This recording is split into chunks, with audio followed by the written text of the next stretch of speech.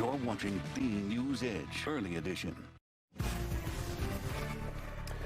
Good evening and thank you so much for joining me. I'm Anthony Antoine. Tonight, the death toll from the flash flooding in the Texas Hill Country is at 120 people, with more than 170 still missing.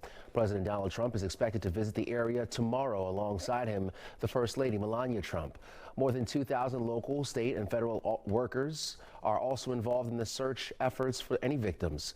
Fox's Stephen Dow got a chance to ride along with the Andrews County Sheriff to see how recovery efforts are going. Since Monday, I think we've made probably about, I'm going to say 4 recoveries and tons of vehicles. And it's just one of those, it's a very methodical search. You can't jump by everything. If there's a pile, you got to get into it, you got to dig through it because you don't know what you're going to find. I would imagine this was completely covered. This was what you're looking at. You can look at the guardrails here. They're just sheared off on the other side here. This was a big, it was a lot of water came across here.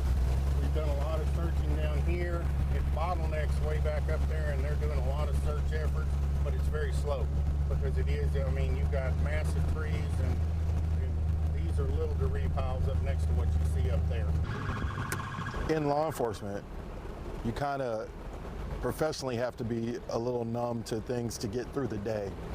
As a person, when you get to your room, how are you taking this in?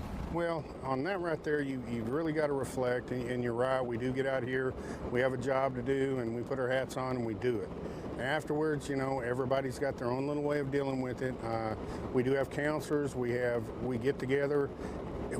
It's not like we did back 30 years ago. We will get together, we talk about it, we get it out in the open, we don't hold it in.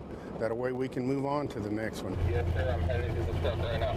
I know people talk about it, talk about Texans coming together, but you're seeing it in action, and you're seeing parts that we can't even see from a media perspective.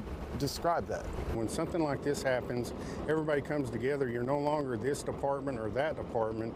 You're one group that's working in a common goal, trying to get one thing accomplished, and that's bringing some closure to some families, getting this community back up on its feet, and trying to get this cleaned up.